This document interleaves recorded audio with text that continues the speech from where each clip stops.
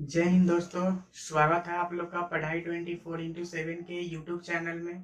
दोस्त, आज हम लोग एक अलग टॉपिक यूक्लिड विभाजन प्रमेयिका के बारे में समझेंगे।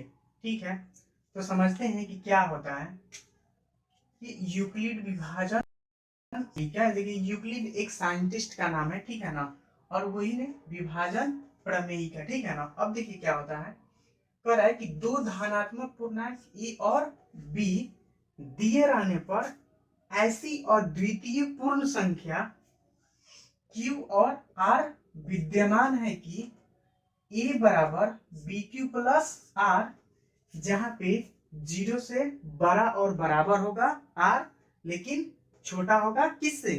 B से।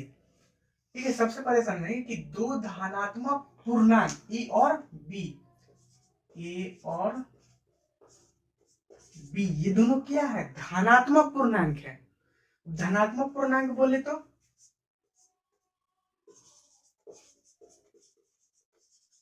धनात्मक पूर्णांक क्या होगा? 1 2 3 4 5, ऐसा ही कहां तक जाएगा? ये अनंत तक जाएगा।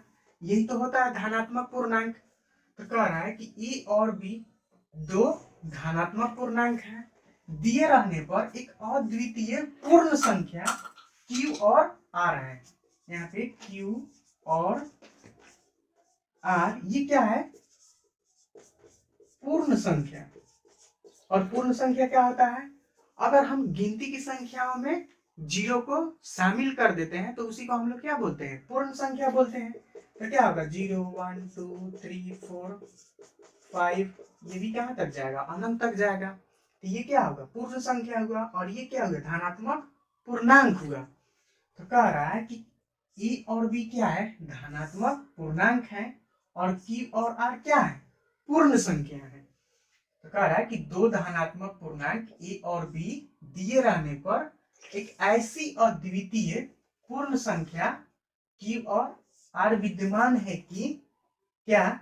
A बराबर बी क्यू प्लस आर, यहाँ पर 0 से बड़ा और बराबर होगा R, और B से छोटा होगा। अब देखिए, जो यूक्लिड एल्गोरिथम है इसका प्रयोग हम लोग HCF फाइंड करने के लिए करते हैं। यूक्लिड एल्गोरिथम का प्रयोग हम लोग दो संख्याओं का मौसा यानी HCF निकालने के लिए करते हैं। देखिए, हम लोग इसको यहाँ पे इसको साफ करते हैं।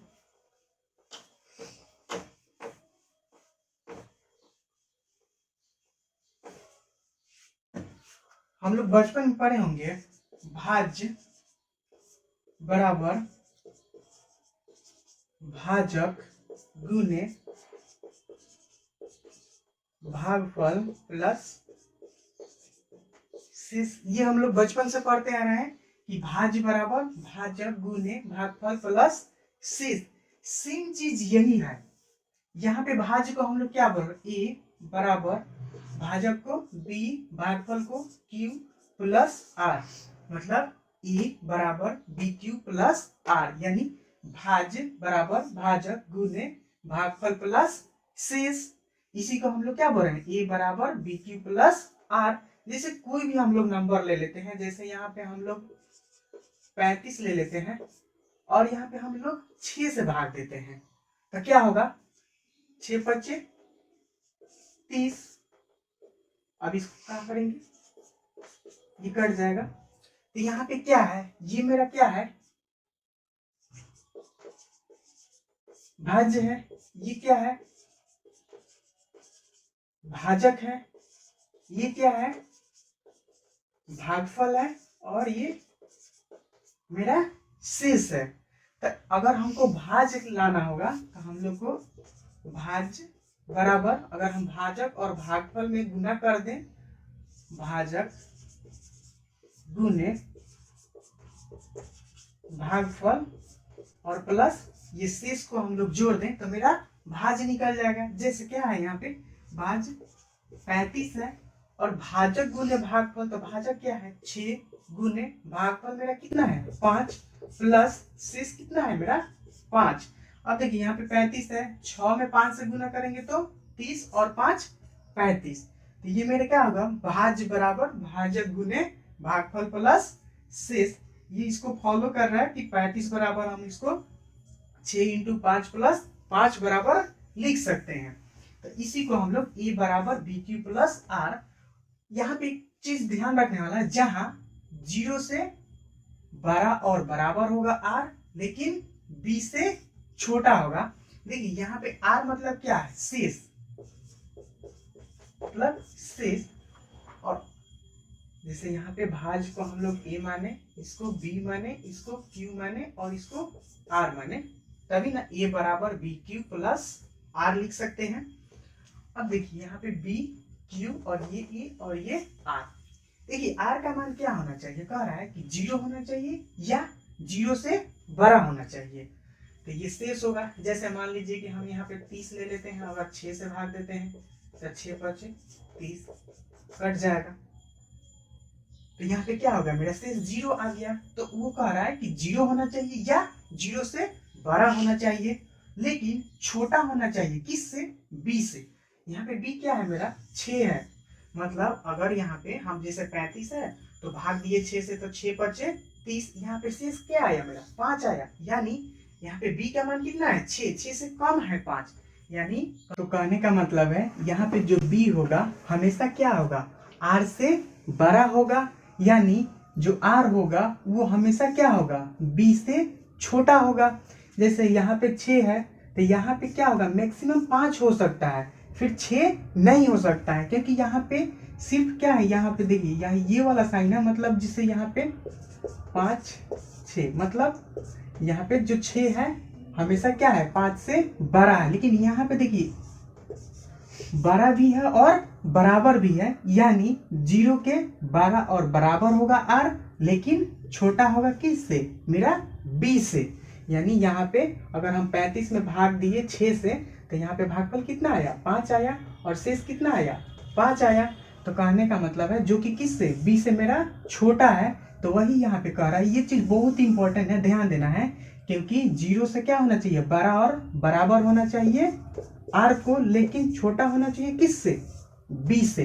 तो इसी को हम लोग क्या बोलते हैं, यूक्लिड विभाजन प्रमेयिका, जिसमें कह रहा है कि ए और बी मेरा क्या है, जो धनात्मक पूर्णांक है, लेकिन क्यू और आर मेरा क्या है, ये अद्वितीय पूर्ण संख्या है। पूर्ण संख्या बोले तो मतलब 0 1 2 3 ये सब क्या हो गया, पूर्ण संख्या हो गया। यानी अगर यहाँ पे मान लीजिए कि जैसे 6 में यहाँ पे 35 में हम 6 से भाग दिए, तो ये पूरा पूरा कट जा रहा है, यानी यहाँ पे शेषफल क्या आ रहा है, 0 आ रहा है। तो 0 मेरा क्या है, पूर्ण संख्या है। यानी जो Q और R होगा वो पूर्ण संख्या होगा, लेकिन A और B जो होगा वो क्या होना चाहिए, धनात्मक पूर्णांक रहना चाहिए। तो इसी को हम लोग क्या कहेंगे, यूक्लिड विभाजन प्रमेयिका, इसमें ए बराबर बी क्यू प्लस आर होगा, जहां पे 0 से बड़ा और बराबर होगा आर, लेकिन बी से मेरा छोटा होगा। और इसका मेनली हम लोग प्रयोग ना विभाजन के लिए तो करते हैं, और हम लोग इसका प्रयोग दो संख्याओं का मौसा निकालने के लिए करते हैं। ठीक है, तो चलिए इस पर एक क्वेश्चन देखते हैं हम लोग का, कि यूक्लिड विभाजन प्रमेयिका से हम लोग दो संख्याओं का मौसा कैसे निकालते हैं। ठीक है, चलिए अब हम लोग एक क्वेश्चन लेते हैं। 125 और 45 का मौसा यूक्लिड विभाजन प्रमेयिका से हम लोग को ज्ञात करना है। देखिए सबसे पहले हम 125 में हम 45 से भाग देते हैं, ठीक है ना। तो देखिए क्या होगा, 45 में यहाँ पे 2 से गुना करेंगे तो कितना होगा, 90। यहाँ पे क्या हो जाएगा, 5 हो जाएगा, फिर 12 में से 9 हो जाएगा तो 3 हो जाएगा। अब देखिए हम यहाँ पे भाज्य बराबर भाजक गुने भागफल प्लस शेष लिख सकते हैं, यानी ए बराबर बी क्यू प्लस आर। मेरा यहाँ पे ए क्या है, ये है, ये क्या है, बी है, ये क्यू है, और ये आर हुआ। तो यानी हम लिख सकते हैं क्या, कि 125 बराबर क्या लिख सकते हैं, 45 गुने 2 प्लस 35, फिर इसको करेंगे तो वो 125 आ जाएगा। 45 दूना 90 में 35 जोड़ेंगे तो फिर मेरा 125 आ जाएगा। अब देखिए क्या करना है कि यहाँ पे 125 में तो हम 45 से भाग दिए। अब यहाँ पे जो शेषफल आया, फिर अब यहाँ पे जो b का मान है वो मेरा क्या हो जाएगा, फिर यहाँ पे a बन जाएगा अगला स्टेप में, और जो यहाँ पे r का मान है वो मेरा b बन जाएगा। यानी यहाँ पे पहले तो सबसे पहले 125 में हम 45 से भाग दिए, तो यहाँ पे 2 मरतबे काटा और 90, यहाँ पे शेषफल कितना आया 35 आया। और फिर हम 35 में यहाँ पे जो b है, अब यहाँ पे क्या करेंगे हम लोग 35 से भाग देंगे, तो ये कितना मरतबे कटेगा, 1 मरतबे कटेगा, यानी यहाँ पे 35 होगा और ये कितना हो जाएगा 0 और ये 1।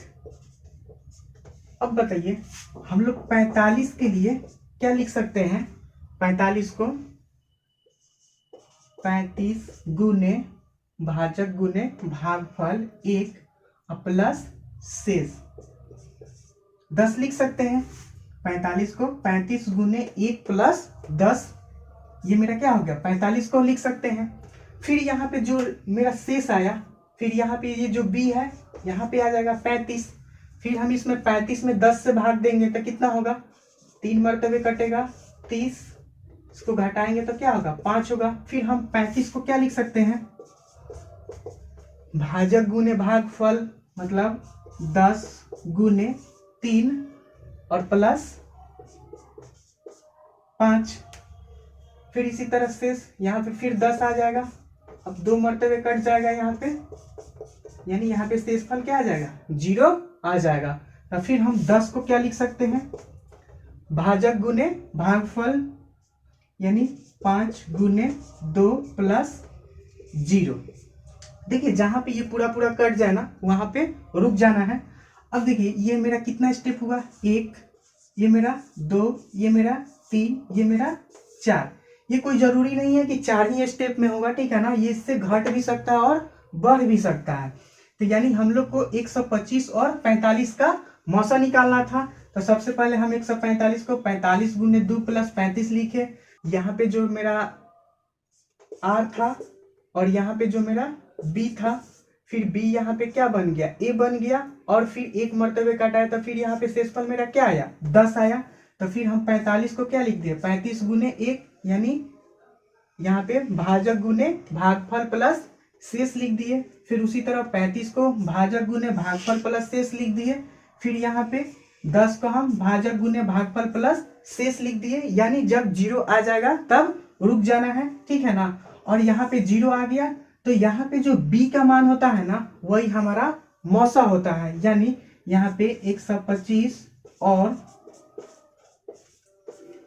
45 का मौसा कितना होगा 5 होगा। यानी लास्ट में जब शेषफल 0 आ जाएगा तो मेरा जो b का मान होगा वही क्या होगा मेरा मौसा होगा, ठीक है ना। तो यही चीज मेरा क्या है यूक्लिड एल्गोरिथम से मौसा ज्ञात करने का तरीका है, ठीक है। तो हम आशा करते हैं कि ये सारी बातें आप लोग को समझ में आ गया होगा। तो आज के लिए इतना ही रहने देते हैं, और ये वास्तविक संख्या टॉपिक है ये आप लोग का पूर्णतः समाप्त हो गया, ठीक है ना। तो मिलते हैं अगले वीडियो में नए टॉपिक के साथ। तो आज के लिए इतना ही रहने देते हैं, मिलते हैं अगले वीडियो में। जय हिंद।